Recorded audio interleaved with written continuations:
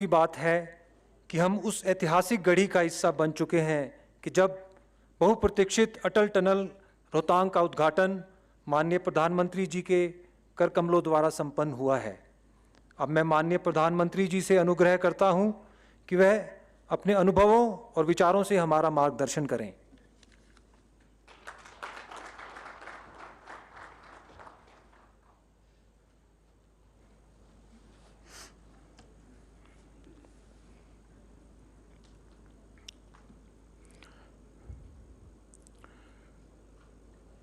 देश के रक्षा मंत्री श्रीमान राजनाथ सिंह जी, हिमाचल प्रदेश के मुख्यमंत्री श्री राम जयराम ठाकुर जी, केंद्रीय मंत्रिमंडल में मेरे साथी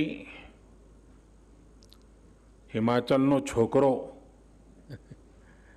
अनुराग ठाकुर, हिमाचल सरकार के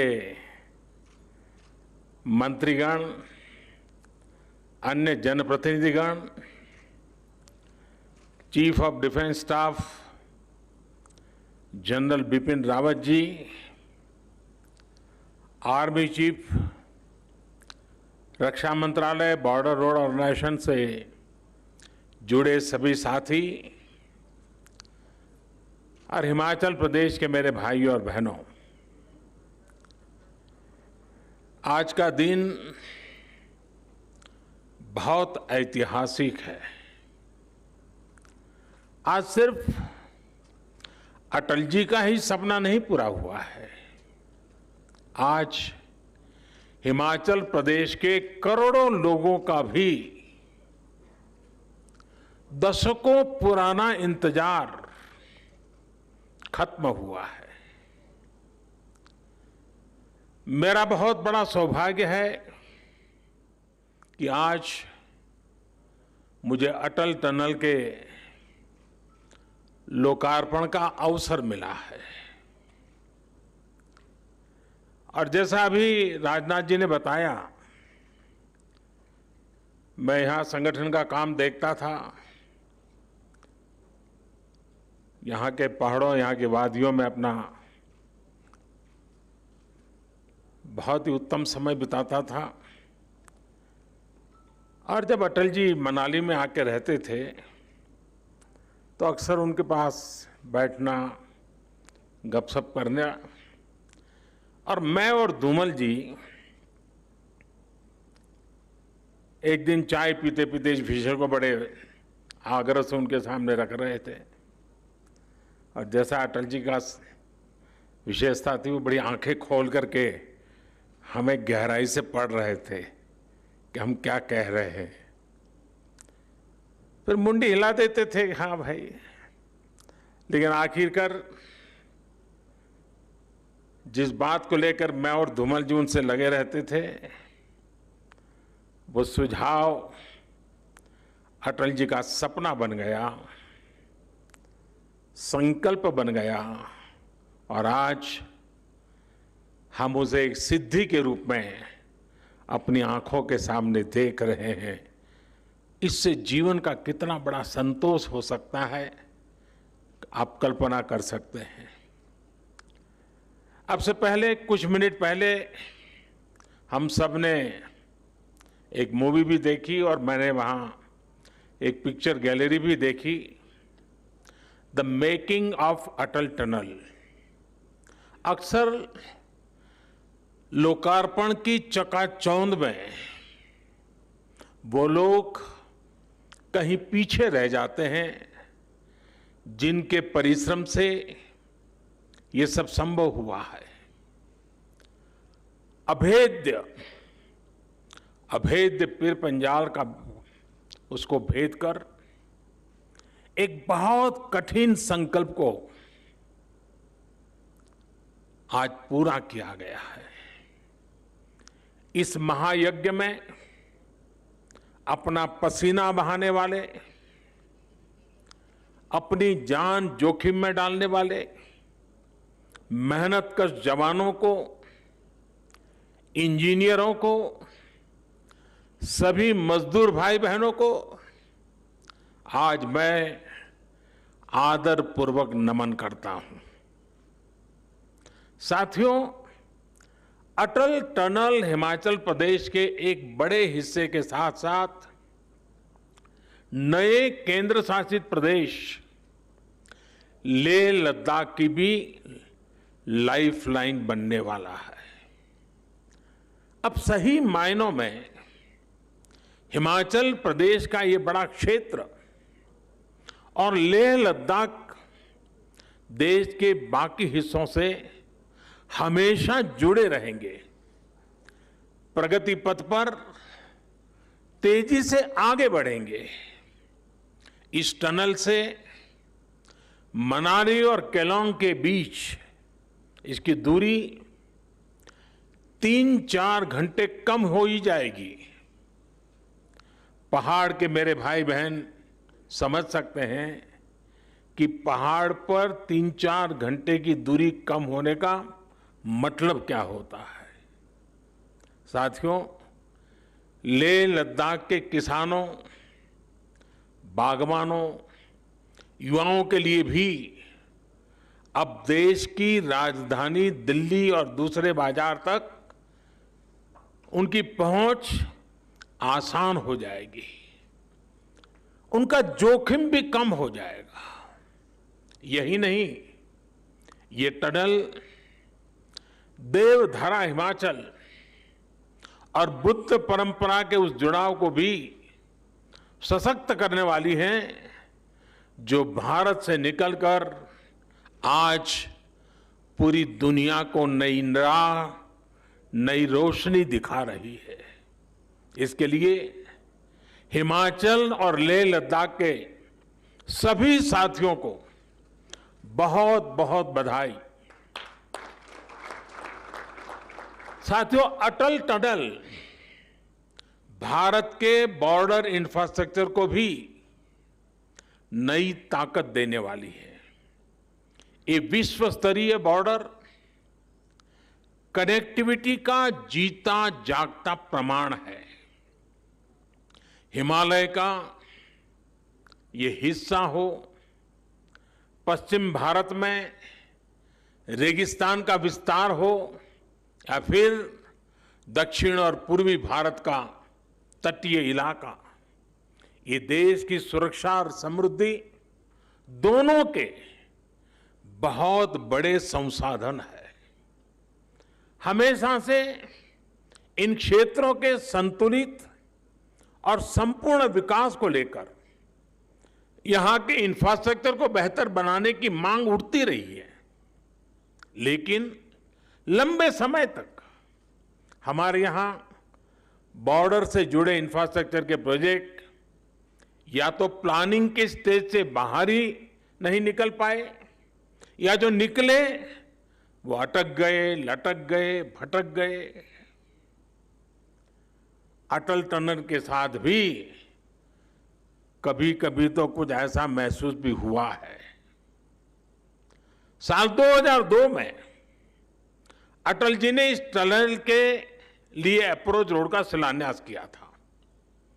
अटल जी की सरकार जाने के बाद जैसे इस काम को भी भुला दिया गया। हालत ये थी कि साल 2013-14 तक टनल के लिए सिर्फ 1300 मीटर यानी 1.5 किलोमीटर से भी कम काम हो पाया था। एक्सपर्ट बताते हैं कि जिस रफ्तार से अटल टनल का काम उस समय हो रहा था, अगर उसी रफ्तार से काम चला होता तो ये सुरंग साल 2040 में जाकर के शायद पूरी होती। आप कल्पना करिए, आपकी आज जो उम्र है उसमें 20 वर्ष और जोड़ लीजिए, तब जाकर लोगों के जीवन में ये दिवस आता, उनका सपना पूरा होता। जब विकास के पथ पर तेजी से आगे बढ़ना हो, जब देश के लोगों के विकास की प्रबल इच्छा हो, तो रफ्तार बढ़ानी ही पड़ती है। अटल टनल के काम में भी 2014 के बाद अभूतपूर्व तेजी लाई गई।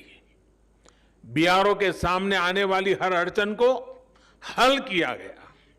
नतीजा ये हुआ कि जहां हर साल पहले 300 मीटर सुरंग बन रही थी, उसकी गति बढ़ाकर 1400 मीटर प्रति वर्ष हो गई। सिर्फ 6 साल में हमने 26 साल का काम पूरा कर लिया। साथियों, इंफ्रास्ट्रक्चर के इतने अहम और बड़े प्रोजेक्ट के निर्माण में देरी से देश का हर तरह से नुकसान होता है। इससे लोगों को सुविधा मिलने में तो देरी होती है, इसका खामियाजा देश को आर्थिक स्तर पर उठाना पड़ता है। साल 2005 में यह आकलन किया गया था कि ये टनल लगभग 950 करोड़ रुपए में तैयार हो जाएगी, लेकिन लगातार होती देरी के कारण आज ये 3 गुना से भी ज्यादा यानी करीब करीब 3200 करोड़ रुपए से अधिक खर्च करने के बाद पूरी हो पाई है। कल्पना कीजिए कि अगर 20 साल और लग जाते तब क्या स्थिति होती। साथियों, कनेक्टिविटी का देश के विकास से सीधा संबंध होता है। ज्यादा से ज्यादा कनेक्टिविटी यानी उतना ही तेज विकास। खासकर बॉर्डर एरिया में तो कनेक्टिविटी सीधे सीधे देश की रक्षा जरूरतों से जुड़ी होती है। लेकिन इसे लेकर जिस तरह की गंभीरता थी और उसकी गंभीरता की आवश्यकता थी, जिस तरह की राजनीतिक इच्छा शक्ति की जरूरत थी, दुर्भाग्य से वैसी नहीं दिखाई गई। अटल टनल की तरह ही अनेक महत्वपूर्ण प्रोजेक्ट्स के साथ ऐसा ही व्यवहार किया गया। लद्दाख में दौलत बेग ओल्डी के रूप में सामरिक रूप से बहुत महत्वपूर्ण एयर स्ट्रिप 40-50 साल तक बंद रही। क्या मजबूरी थी, क्या दबाव था, मैं इसके विस्तार में जाना नहीं चाहता। इसके बारे में बहुत कुछ कहा जा चुका है, बहुत कुछ लिखा जा चुका है, लेकिन सच्चाई यही है कि दौलत बेग ओल्डी की एयर स्ट्रिप वायुसेना ने अपने इरादों की वजह से शुरू हो पाई, उसमें राजनीतिक इच्छा शक्ति कहीं नजर नहीं आई। साथियों, मैं ऐसे दर्जनों प्रोजेक्ट गिना सकता हूं जो सामरिक दृष्टि से और सुविधा की दृष्टि से भले ही कितने भी महत्वपूर्ण रहे हो, लेकिन बरसों तक नजरअंदाज किए गए। मुझे याद है, मैं करीब 2 साल पहले अटल जी के जन्मदिन के अवसर पर असम में था। वहां पर भारत के सबसे लंबे रेल रोड ब्रिज बोगीबील पुल को देश को समर्पित करने का अवसर मुझे मिला था। ये पुल आज नॉर्थ ईस्ट और अरुणाचल प्रदेश से कनेक्टिविटी का बहुत बड़ा माध्यम है। बोगीबील ब्रिज पर भी अटल जी की सरकार के समय ही काम शुरू हुआ था, लेकिन उनकी सरकार जाने के बाद फिर इस पुल का काम सुस्त हो गया। साल 2014 के बाद ही इस काम ने भी गति पकड़ी और 4 साल के भीतर भीतर इस पुल का काम पूरा कर लिया गया। अटल जी के साथ ही एक और पुल का नाम जुड़ा है, कोसी महासेतु का। बिहार में मिथिलांचल के 2 हिस्सों को जोड़ने वाले कोसी महासेतु का शिलान्यास अटल जी ने ही किया था, लेकिन इसका काम भी उलझा रहा, अटका रहा। 2014 में हमें सरकार में आने के बाद कोसी महासेतु का काम भी हमने तेज करवाया। अब से कुछ दिन पहले ही कोसी महासेतु का भी लोकार्पण किया जा चुका है। साथियों, देश के करीब करीब हर हिस्से में कनेक्टिविटी के बड़े बड़े प्रोजेक्ट्स का यही हाल रहा है, लेकिन अब ये स्थिति बदल रही है और बहुत तेजी के साथ बदल रही है। बीते 6 वर्षों में इस दिशा में अभूतपूर्व प्रयास किया गया है। विशेष रूप से बॉर्डर इंफ्रास्ट्रक्चर के विकास के लिए पूरी ताकत लगा दी गई है। हिमालय क्षेत्र में, चाहे वो हिमाचल हो, जम्मू कश्मीर हो, करगिल लेह लद्दाख हो, उत्तराखंड हो, सिक्किम हो, अरुणाचल प्रदेश हो, दर्जनों प्रोजेक्ट पूरे किए जा चुके हैं और अनेकों प्रोजेक्ट पर तेजी से काम चल रहा है। सड़क बनाने का काम हो, पुल बनाने का काम हो, सुरंग बनाने का काम हो, इतने बड़े स्तर पर देश में इन क्षेत्रों में पहले कभी काम नहीं हुआ। इसका बहुत बड़ा लाभ सामान्य जनों के साथ ही हमारे फौजी भाई बहनों को भी हो रहा है। सर्दी के मौसम में उन तक रसद पहुंचाना हो, उनकी रक्षा से जुड़े साजो सामान हो, वो आसानी से पेट्रोलिंग कर सकें, इसके लिए सड़कों का जाल बिछाया जा रहा है। साथियों, देश की रक्षा जरूरतों, देश की रक्षा करने वालों की जरूरतों का ध्यान रखना, उनके हितों का ध्यान रखना हमारी सरकार की सर्वोच्च प्राथमिकता में से एक है। हिमाचल प्रदेश के हमारे भाइयों बहनों को आज भी याद है कि 1 रैंक 1 पेंशन को लेकर पहले की सरकारों का क्या बर्ताव था। 4 दशकों तक हमारे पूर्व फौजी भाइयों को सिर्फ वायदे ही किए गए, कागजों में सिर्फ 500 करोड़ रुपए दिखाकर ये लोग कहते थे कि 1 रैंक 1 पेंशन लागू करेंगे, लेकिन किया फिर भी नहीं। आज 1 रैंक 1 पेंशन का लाभ देश के लाखों पूर्व फौजियों को मिल रहा है। सिर्फ एरियर के तौर पर ही केंद्र सरकार ने लगभग 11,000 करोड़ रुपए पूर्व फौजियों को दिए हैं। हिमाचल प्रदेश के भी करीब करीब 1 लाख फौजी साथियों को इसका लाभ मिला है। हमारी सरकार के फैसले साक्षी हैं कि हमने जो फैसले किए वो हम लागू करके दिखाते हैं। देश हित से बड़ा, देश की रक्षा से बड़ा हमारे लिए और कुछ नहीं है। लेकिन देश ने लंबे समय तक वो दौर भी देखा है जब देश की रक्षा हितों के साथ समझौता किया गया। देश की वायुसेना आधुनिक फाइटर प्लेन मांगती रही। वो लोग फाइल पे फाइल, फाइल पे फाइल, कभी फाइल खोलते थे, कभी फाइल से खेलते थे। गोला बारूद हो, आधुनिक राइफलें हो, बुलेट प्रूफ जैकेट्स हो, कड़ाके की ठंड में काम आने वाले उपकरण और अन्य सामान हो, सब कुछ ताक पर रख दिया गया था।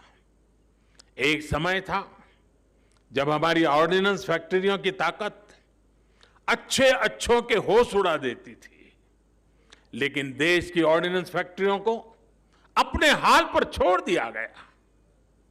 देश में स्वदेशी लड़ाकू विमानों, हेलीकॉप्टरों के लिए HAL जैसी विश्व स्तरीय संस्था बनाई गई, लेकिन उसे भी मजबूत करने पर उतना ध्यान नहीं दिया गया।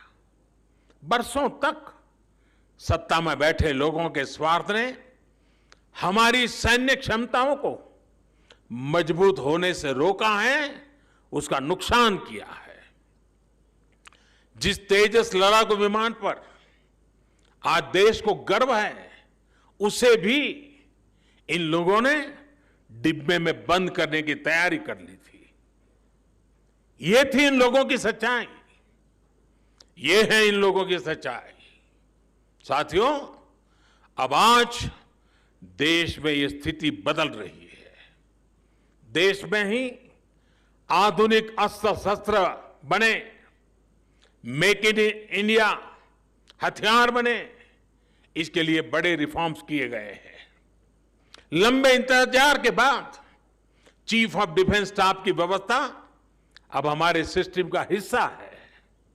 इसे देश की सेनाओं की आवश्यकताओं के अनुसार प्रोक्योरमेंट और प्रोडक्शन दोनों में बेहतर समन्वय स्थापित हुआ है। अब अनेक ऐसे साजो सामान हैं जिनको विदेश से मांगने पर प्रतिबंध लगा दिया गया है। वो सामान अब सिर्फ भारत के उद्योगों से ही खरीदना जरूरी कर दिया गया है। साथियों, भारत में डिफेंस इंडस्ट्री में विदेशी निवेश और विदेशी तकनीक आ सके, इसके लिए अब भारतीय संस्थानों को अनेक प्रकार के प्रोत्साहन दिए जा रहे हैं। जैसे जैसे भारत की वैश्विक भूमिका बदल रही है, हमें उसी तेजी से, उसी रफ्तार से अपने इंफ्रास्ट्रक्चर को, अपने आर्थिक और सामरिक सामर्थ्य को भी बढ़ाना है। आत्मनिर्भर भारत का आत्मविश्वास आज जनमानस की सोच का हिस्सा बन चुका है। अटल टनल इसी आत्मविश्वास का प्रतीक है। एक बार फिर मैं आप सभी को, हिमाचल प्रदेश को और लेह लद्दाख के लाखों साथियों को बहुत बहुत बधाई और बहुत बहुत शुभकामनाएं देता हूं। हिमाचल पर मेरा कितना अधिकार है ये तो मैं नहीं कह सकता हूं, लेकिन हिमाचल का मुझ पर बहुत अधिकार है। आज के इस कार्यक्रम में समय बहुत कम होने के बावजूद भी हमारे हिमाचल के प्यार ने मुझ पर इतना दबाव डाल दिया, 3 कार्यक्रम बना दिए। इसके बाद मुझे और 2 कार्यक्रम में बहुत ही कम समय में बोलना है, और इसलिए मैं यहाँ विस्तार से न बोलते हुए कुछ बातें 2 और कार्यक्रम में भी बोलने वाला हूँ। लेकिन कुछ सुझाव मैं यहाँ जरूर देना चाहता हूँ।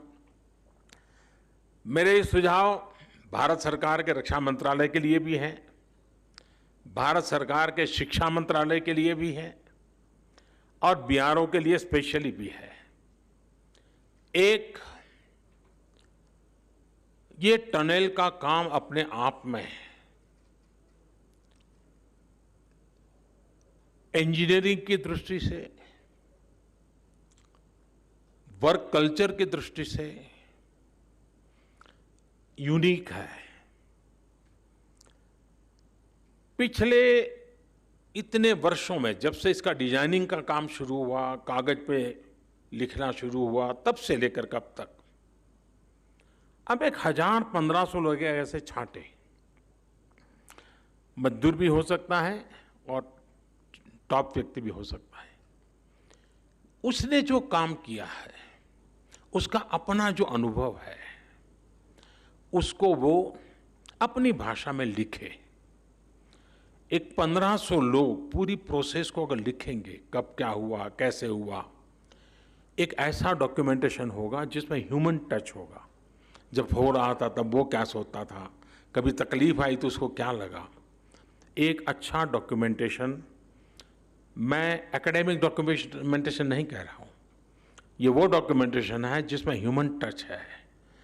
किसी मजदूर काम करता होगा, उस दिन खाना नहीं पहुंचा होगा, कैसे काम किया होगा, उस बात का भी बड़ा महत्व होता है। कभी कोई सामान पहुंचने वाला होगा, बर्फ के कारण पहुंचा नहीं होगा, कैसे काम किया होगा। कभी कोई इंजीनियरिंग चैलेंज आया होगा, कैसे किया होगा। मैं चाहूंगा कि कम से कम 1500 लोग, हर स्तर पे काम करने वाले 5 पेज, 6 पेज, 10 पेज अपना अनुभव लिखे। किसी एक व्यक्ति को जिम्मेवारी दीजिए, फिर उसको थोड़ा ठीक ठाक करके लैंग्वेज वगैरह करके एक डॉक्यूमेंटेशन करना चाहिए। और छापने की जरूरत नहीं है, डिजिटली बना देंगे तो भी चलेगा। दूसरा, मेरा शिक्षा मंत्रालय से आग्रह है कि हमारे देश में जितने भी टेक्निकल और इंजीनियरिंग से जुड़ी यूनिवर्सिटीज हैं, उन यूनिवर्सिटीज के बच्चों को केस स्टडी का काम दिया जाए और हर वर्ष एक एक यूनिवर्सिटी से 8-10 बच्चों की एक बैच यहां आए। केस स्टडी ये कैसे कल्पना हुई, कैसे बना, कैसे चुनौतियां आई, कैसे रास्ते निकाले, और दुनिया में सबसे ऊंची और सबसे लंबी जगह पे विश्व में नाम कमाने वाली इस टनल का इंजीनियरिंग नॉलेज हमारे देश के स्टूडेंट्स को होना ही चाहिए। इतना ही नहीं, ग्लोबली भी मैं चाहूंगा एमईए के लोग कुछ यूनिवर्सिटीज को इनवाइट करें, वहां की यूनिवर्सिटी केस स्टडी के लिए यहां आए, प्रोजेक्ट के रूप में स्टडी करें। दुनिया के अंदर हमारे इस ताकत की पहचान होनी चाहिए, विश्व को हमारी ताकत का परिचय होना चाहिए। सीमित संसाधनों के बाद भी कैसे अद्भुत काम वर्तमान पीढ़ी के हमारे जवान कर सकते हैं, इसका ज्ञान दुनिया को होना चाहिए। और इसलिए मैं चाहूँगा कि रक्षा मंत्रालय, शिक्षा मंत्रालय, एमईए, बीआरओ सब मिल करके एक प्रकार से लगातार ये एजुकेशन का हिस्सा बन जाए। टनल का काम हमारी एक पूरी नई पीढ़ी से तैयार हो जाएगी। तो टनल एक इंफ्रास्ट्रक्चर बनेगा, लेकिन मनुष्य निर्माण भी एक बहुत बड़ा काम होता है। हमारे उत्तम इंजीनियर बनाने का काम भी ये टनल कर सकती है, और उस दिशा में भी हम काम करें। मैं फिर एक बार आप सबको बहुत बहुत बधाई देता हूं, बहुत बहुत धन्यवाद देता हूं, और मैं उन जवानों का अभिनंदन करता हूं जिन्होंने इस काम को बखूबी निभाया है, बखूबी पूरा किया है और देश का मान बढ़ाया है। बहुत बहुत धन्यवाद।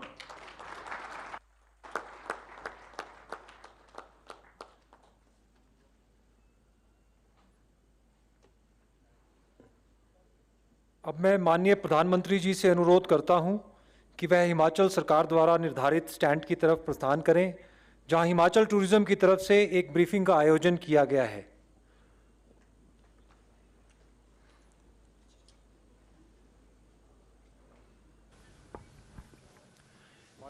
प्रधानमंत्री नरेंद्र मोदी ने इस अवसर पर अपने संबोधन में बीआरओ, हिमाचल प्रदेश सरकार और दशकों से इस टनल के निर्माण में लगे लोगों को बहुत ही अनूठे कार्य के लिए उनकी सराहना की है। और वाकई ये अपने आप में साधारण काम नहीं